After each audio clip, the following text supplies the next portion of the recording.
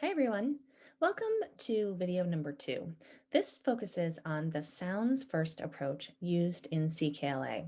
And the intended audience here is kindergarten through 2nd grade teachers and leaders. Before we talk about the sounds first specifics, we're just going to revisit the simple view of reading. Remember that the simple view of reading synthesizes the research on reading comprehension. It suggests that readers need to both decode the written words and understand what those words mean. The 2 strands of CKLA are designed to target both parts of the equation in the simple view of reading. Early readers need work on the skills of decoding as well as opportunities to build knowledge. In this video, we're going to focus just on the skills strand and CKLA's approach to focusing on sounds first. First, it's critical that we understand what phonemic awareness is and why it is so important for readers. In language, we combine sounds to form words. Students have to hear and recall those sounds in order to read and write. A phoneme is the smallest unit of sound in language. Phonemic awareness is the ability to hear and manipulate sounds and words. Phonemic awareness activities are critical for early readers. They really lay the foundation. We might ask students to say the sounds in the word cat. How many phonemes or sounds are there? K, a, t. There are 3 phonemes in the word cat. But what about fish? How many phonemes are there in the word fish? F, I, sh.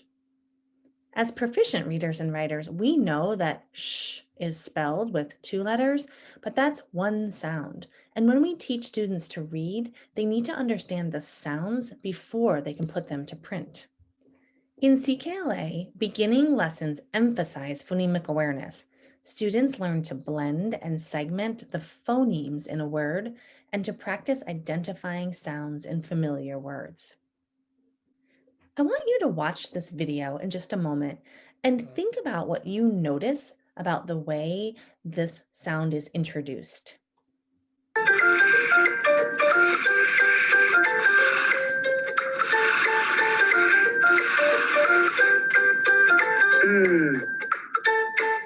Muffin.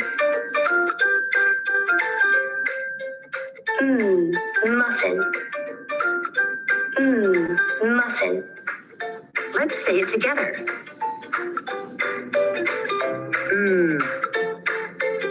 Muffin.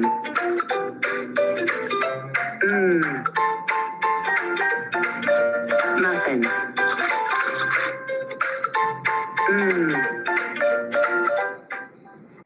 Did you notice that as you watch the video that we never heard the name of the letter M, we just heard the sound? We're going to talk more about why this approach exists in CKLA. So typically, reading programs might suggest that phonics lessons sound like this.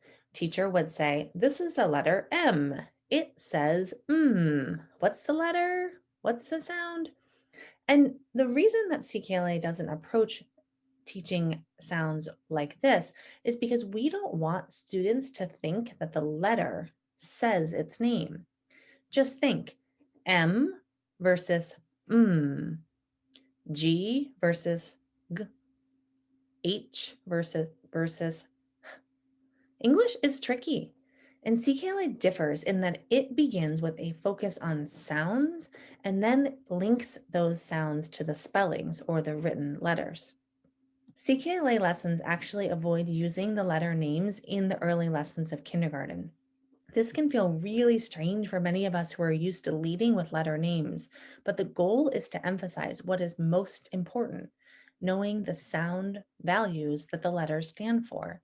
Just think, when you read the word cat, you don't think and say C-A-T, but rather k-at. Students are learning how to draw the picture of the sound while they're learning that sound.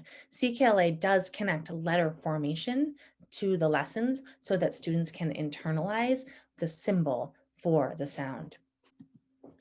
CKLA also begins by teaching the most common or the least ambiguous spelling for a sound, and later it teaches alternatives for sounds that can be spelled several different ways.